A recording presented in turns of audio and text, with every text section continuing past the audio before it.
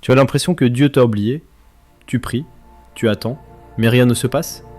Tu es dans une saison où tu te sens seul, isolé, mis à part. Et si je te disais que cette solitude n'est pas une punition, mais une école, que c'est précisément dans le silence que Dieu est en train de te préparer pour quelque chose de grand. Dans cette vidéo, on va explorer ensemble pourquoi Dieu nous isole, comment il travaille en nous dans l'ombre, et surtout comment traverser cette saison sans abandonner.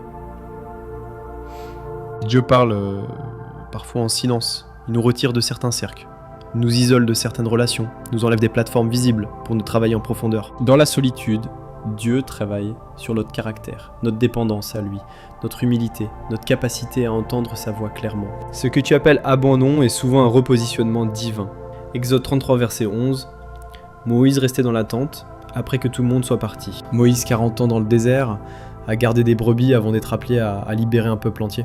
Joseph, rejeté par ses frères, vendu, emprisonné, avant d'être établi comme chef en Égypte. David, oint comme roi, mais rejeté, pourchassé, caché dans des grottes pendant des années.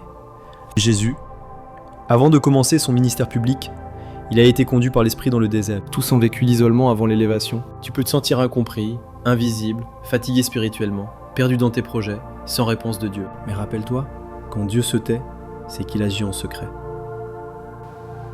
La solitude, c'est comme un ventre spirituel. Tu es en gestation. Voici 5 conseils puissants pour traverser cette saison. 1. La parole de Dieu. Même si tu ne ressens rien, restes-y fidèle, car elle te nourrit. 2. Garde une vie de prière simple, mais constante. Crois, note ce que tu vis. Dieu te donnera des clés pour d'autres plus tard. 4. Ne cherche pas à forcer les portes. Si Dieu t'isole, ne bousille pas sa formation. 5. Cherche sa face, pas seulement ses mains. Ne prie pas seulement pour qu'il agisse, mais pour le connaître. Psaume 46, 10. Arrêtez et sachez que je suis Dieu. Si tu es dans une saison de solitude, ce n'est pas la fin, c'est un commencement invisible. Dieu te cache non pas pour t'oublier, mais pour te transformer. Il ne te met pas à part pour t'humilier, mais pour te préparer à une mission plus grande que toi. Tiens bon, et si ce message t'a parlé, abonne-toi à cette chaîne pour recevoir chaque semaine des paroles qui restaurent, qui construisent et qui préparent ton élévation avec du succès et spiritualité.